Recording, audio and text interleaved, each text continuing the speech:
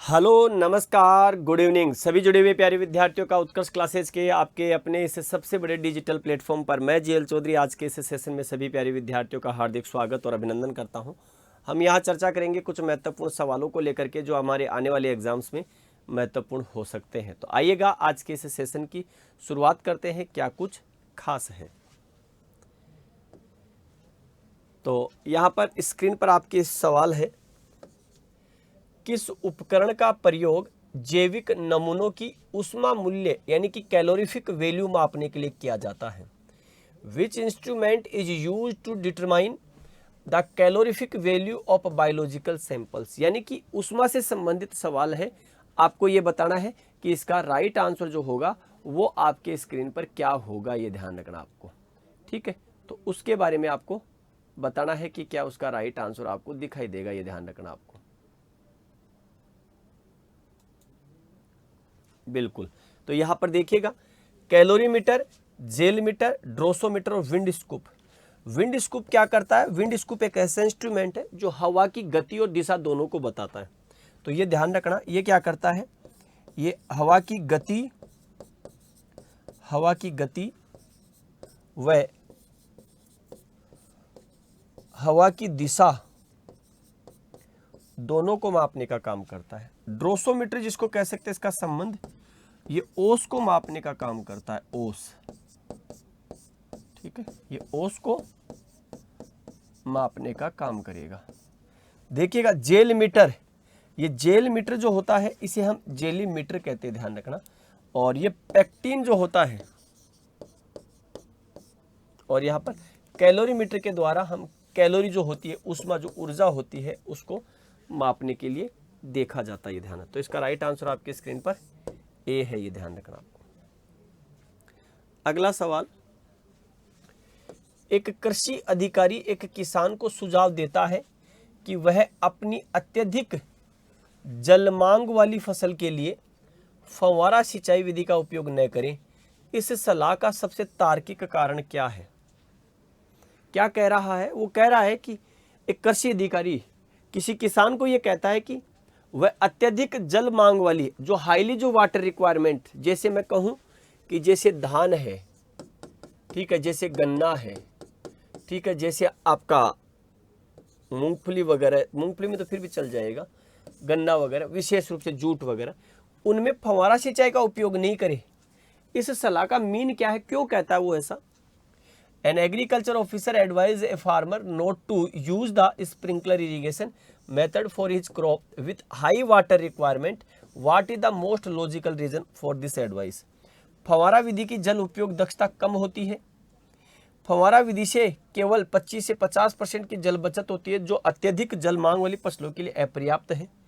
फव्वारा विधि केवल बलुई मिट्टी के लिए उपयुक्त है और फव्वारा विधि में शुरुआती खर्च जिसको कह सकते अधिक आता। अब यहाँ पर ही देखिएगा, ये एग्जैक्टली जो सवाल है आपका, ठीक है, प्रैक्टिकली सवाल है, ये ध्यान रखना आपको। तो अधिक जल मांग वाली फसलों में फव्वारा विधि का प्रयोग नहीं करें, सलाह का तार्किक।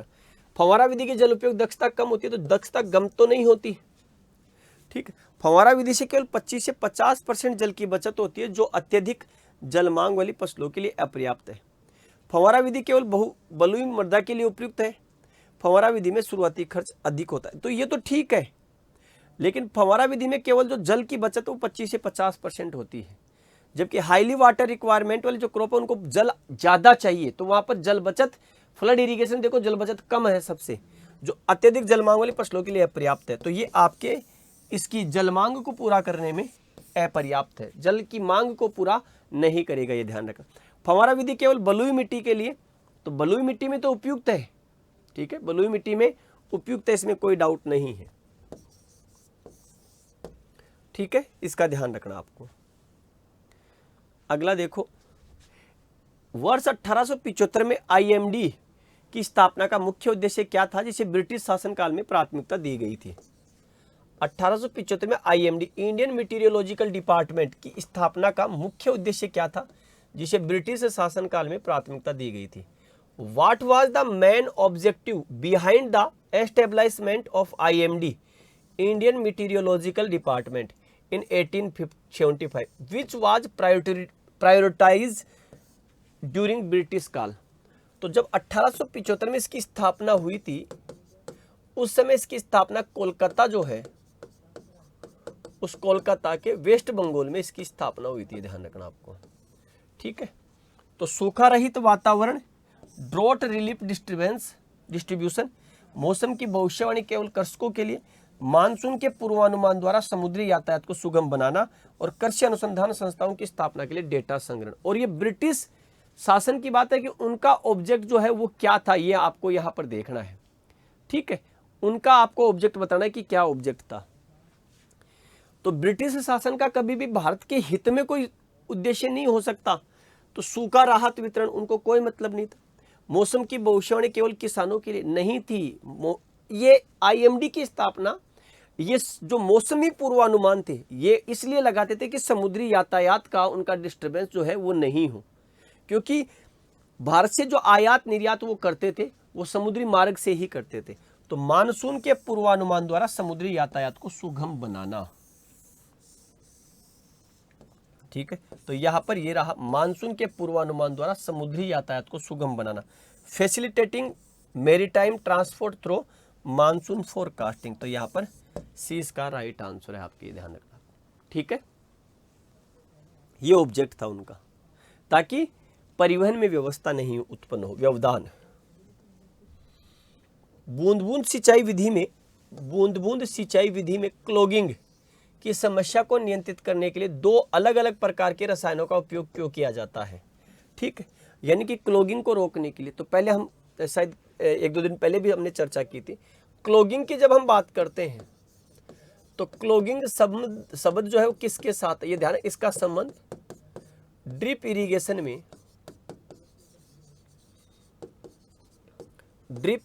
में अगर आप देखेंगे क्लॉगिंग, तो ड्रिप इरिगेशन में ड्रिपर या इमीटर्स जो होते हैं, इमीटर्स का लवणों द्वारा बंद होना एक प्रकार से। तो एक पौधे को पोषण देता है और दूसरा क्लॉगिंग को रोकता है। एक रसायनों की क्लॉगिंग को साफ करता है और दूसरा उर्वरकों की। एक लवणों के कारण होने वाली क्लॉगिंग को दूर करता है और दूसरा शैवालों के कारण होने वाली क्लॉगिंग को और लवणों को हटाता है। देखिएगा, अब यहाँ पर हम बात करें, दो प्रकार की क्लॉगिंग पूछ रहा है। ये कह रहा है कि ड्रिप इरिगेशन बूंद बूंद सिंचाई विधि में क्लॉगिंग की समस्या को नियंत्रित करने के लिए दो अलग अलग प्रकार के रसायनों का उपयोग किया जाता है, अलग अलग प्रकार के रसायन। तो देखिएगा, जैसे एक तो अपन क्या कर लेते हैं, HCl का प्रयोग कर लेते हैं, दूसरा एक मान लीजिएगा ब्लीचिंग पाउडर। मैं फिलहाल इसी की बात करूं तो HCl तो हमारे जिसको कह सकते हैं लवण जो होते हैं उनको साफ कर देता है। ब्लीचिंग जिसको कह सकते हैं आपके जो शैवाल होते हैं, एल्गी जो होती है, उसको साफ करने में काम लिया जाता है। ठीक है, तो एक लवणों को क्या करेगा, लवणों का जो ड्रिपर से लवण की वजह से जो बंद हो रहे हैं उसको साफ कर देगा, और दूसरा जिसको कह सकते हैं क्या करेगा, शैवाल वगैरह की सफाई कर देगा। तो सी इसका राइट आंसर आपका। अगला,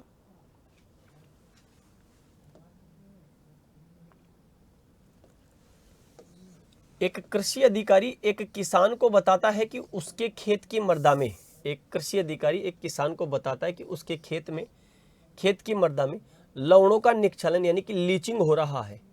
इसका क्या अर्थ है और यह किस सिंचाई विधि का परिणाम हो सकता है। एक कृषि अधिकारी एक किसान को यह बताता है कि उसके खेत की मृदा में लवणों का निक्षलन हो रहा है। साल्ट जो है, इसका अर्थ क्या है और यह किस सिंचाई विधि का परिणाम हो सकता है। मृदा में लवणों का जमाव हो रहा है और यह प्रवाह विधि का परिणाम है। मृदा की सतह पर लवण जमा हो रहे हैं, यह थाला विधि का परिणाम है। जल सिंचाई से लवण जड़ क्षेत्र से नीचे जा रहे हैं, यह बूंद बूंद सिंचाई का परिणाम है। मृदा में पानी की कमी हो रही है, कूड़ विधि का परिणाम है। तो यहाँ पर अगर आप ध्यान से देखेंगे इस सवाल को तो आपको ये समझ में आएगा कि एक कृषि अधिकारी किसान को यह बताता है कि उसके खेत में जो मृदा है उस मृदा के लवणों का क्या हो रहा है, लीचिंग हो रहा है। ये ध्यान रखना, लीचिंग का मतलब है जो साल्ट है वो क्या है, नीचे की तरफ जा रहे हैं। तो कौन सी सिंचाई विधि, तो यहां पर देखिएगा फ्लड विधि से, तो यहां पर धीरे धीरे इनमें से सबसे बेस्ट कौन सा है, ड्रिप विधि। आपको पता है कि ड्रिप विधि जो होती है, ये जो ड्रिप मेथड आप देख रहे हो, ये पौधे का जो जड़ क्षेत्र है उसके पास में, तो धीरे धीरे पानी के साथ घुल करके क्या होते हैं, ये लवण नीचे की ओर लीच करते हैं। तो जल सिंचाई से लवण, ठीक है, जल सिंचाई से लवण जड़ क्षेत्र से नीचे की ओर जा रहे हैं और यह बूंद बूंद सिंचाई विधि का परिणाम है, ये ध्यान रखना आपको। ठीक है, तो इसका राइट आंसर क्या है, सी इसका राइट आंसर है, ये ध्यान रखना आपको। ठीक है, अगला देखो, इंटरनेशनल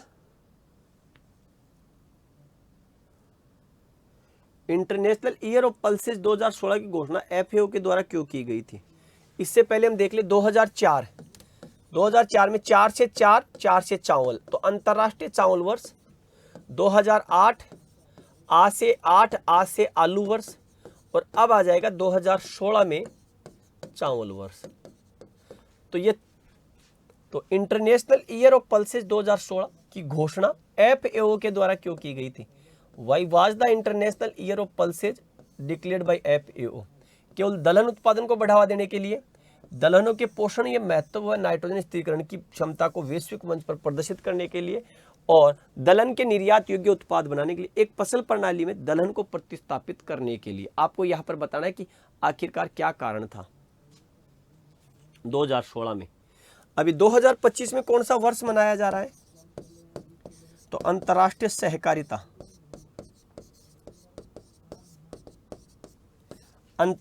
सहकारिता दिवस, ये ध्यान रखना आपको। ठीक है, तो अंतर्राष्ट्रीय सहकारिता दिवस, ठीक है, ये ध्यान रखना आपको। तो दलहनों के पोषण या महत्व व नाइट्रोजन स्थिरीकरण की क्षमता को वैश्विक मंच पर प्रदर्शित करने के लिए। ठीक है, तो यहां पर 20 का क्या है, राइट आंसर। दलहनों के पोषण या महत्व व नाइट्रोजन स्थिरीकरण की क्षमता को वैश्विक मंच पर प्रदर्शित करने के लिए। तो यहाँ पर क्या है इसका राइट आंसर, बी, जिसको कह सकते हैं, आपको दिखाई देगा। तो पल्सेज के प्रोडक्शन को बढ़ाने के लिए नेक्स्ट हमारा सवाल जो है आपके स्क्रीन पर, वो है बूंद बूंद सिंचाई विधि। बूंद बूंद सिंचाई विधि में दबाव को फव्वारा विधि की तुलना में कम क्यों रखा जाता है। यानी कि बूंद बूंद सिंचाई में दबाव जो होता है कम होता है कंपेरिजन टू स्प्रिंकलर के, लगभग उसका आधा ही होता है, क्योंकि बूंद बूंद विधि में कितना होता है, लगभग 1.5 से 2.5 kg वर्ग सेंटीमीटर। तो why is the pressure in the drip irrigation method keeped lower compared to the sprinkler method, क्योंकि फव्वारा विधि में पानी को लंबी दूरी तक फेंकना होता है। बूंद बूंद सिंचाई विधि में दबाव फव्वारा विधि की तुलना में कम। तो यहां पर तो ये कहा कि क्योंकि फव्वारा विधि में पानी को लंबी दूरी, तो इसकी तुलना तो किससे हो गई, ड्रिप की तुलना में आपके स्प्रिंकलर की, क्योंकि बूंद बूंद विधि में पानी को केवल जड़ क्षेत्र में देना होता है। बूंद बूंद विधि में पानी की बचत कम होती है, क्योंकि फव्वारा विधि में पाइप का व्यास अधिक होता है। तो यहां पर कंपैरिजन करना है कि ड्रिप इरिगेशन में जिसको कह सकते हैं दबाव फव्वारा विधि की तुलना में जिसको कह सकते हैं आपके कम क्यों रखा जाता है। तो यहां पर देखो, इसलिए रखा जाता है ताकि जड़ क्षेत्र में पानी मिले, अदरवाइज तो जड़ क्षेत्र में पानी नहीं होगा आपको। तो 20 का राइट आंसर आपको दिखाई देगा, ये ध्यान रखना। तो 20 का सही है। अगर प्रेशर ज्यादा होगा तो फिर आपका ड्रिप जो है रूट में पानी धीरे धीरे नहीं जाएगा, एफिशिएंसी कम हो जाएगी। इसीलिए तो इसकी एफिशिएंसी जो होती है सिंचाई दक्षता, ठीक है, वो वाटर यूज एफिशिएंसी जो होती है इसकी, वाटर यूज एफिशिएंसी वो कितनी होती है, इसकी वाटर यूज एफिशिएंसी होती है आपके 90 to 95%। तो मैक्सिमम इसी में पाई जाती है वाटर एफिशिएंसी आपके। ठीक है, तो 20 का राइट आंसर है। अगला देखो, सिल्वीकल्चर के अंतर्गत क्या अध्ययन किया जाता है। What is study under silviculture. देखिएगा, सिल्वी में जो होता है वो ट्री या फॉरेस्ट ट्री की बात करते हैं, फॉरेस्ट ट्री की। ठीक है, एग्री में हम क्रॉप्स की बात करते हैं, एग्री में किसकी, हम क्रॉप्स की बात करते हैं। हॉर्टी में क्या करते हैं, हम आपके फ्रूट प्लांट्स की बात करते हैं। ठीक है, और एक बच गया हमारे पास पास्चर। तो पास्चर में क्या होगा आपके पास, तो ये ध्यान रखना, पास्चर में आपके चारागाह, ग्रासलैंड। तो मछली पालन, वनों की खेती, प्रबंधन और संरक्षण, मृदा उर्वरता, फसलों के रोग नियंत्रण। तो वनों की खेती, तो यहाँ पर सिल्वीकल्चर में आ जाएगा। मृदा की उर्वरता और ये अलग टॉपिक है। फसल रोग का नियंत्रण, तो इसमें पैथोलॉजी की बात करते हैं। मछली पालन की विधियां, तो इसमें आपके पीसी कल्चर वगैरह देखा जाता है, ये ध्यान रखना आपको, ठीक है। तो 20 का क्या हो गया, राइट आंसर है, ये ध्यान रखना आपको, ठीक है। नेक्स्ट सवाल, एक कृषि अधिकारी एक किसान को बताता है कि वह अपनी ग्रीन हाउस फसलों के लिए बूंद बूंद सिंचाई का प्रयोग करे। इस सलाह का सबसे उपयुक्त क्या कारण है? ग्रीन हाउस जैसे पॉली हाउस है, शेड नेट हाउस है, उसकी बात कर रहा है जिसमें सबसे ज्यादा खीरा लगाया जाता है। तो an agriculture officer advise a farmer to use drip irrigation for his green house crops. What is the most appropriate reason to for this advice? Green house में फव्वारा सिंचाई से पानी का नुकसान अधिक होता है। बूंद बूंद सिंचाई ग्रीन हाउस में कीट और रोगों को समस्या को कम करती है। ग्रीन हाउस में सिंचाई की सबसे सस्ती विधि है और यह विधि ग्रीन हाउस में पानी के नुकसान को कम करती है और पौधों के लिए सर्वोत्तम जल उपयोग दक्षता को सुनिश्चित करती है। आपको यहाँ पर बताना है कि क्या आपका इसका राइट आंसर होगा, ठीक है, यह आपको बताना है। अच्छा सवाल है, अगर आप ध्यान से देखेंगे तो इस सवाल के जवाब को आप बता पाएंगे। तो यहां अगर हम देखें तो ग्रीन हाउस में मैक्सिमम प्रोडक्शन लेने के लिए मिनिमम पानी दिया जाता है और लेकिन मिनिमम पानी में मैक्सिमम वाटर यूज एफिशिएंसी। तो यहाँ पर यह विधि ग्रीन हाउस में पानी के नुकसान को कम करती है और पौधों के लिए सर्वोत्तम, जिसको कह सकते हैं आपके जल उपयोग दक्षता सुनिश्चित करती है, ये ध्यान रखना आपको, ठीक है। अगला, एक किसान अपनी लवणीय और क्षारीय भूमि में सिंचाई के लिए एक ऐसी विधि की तलाश में है।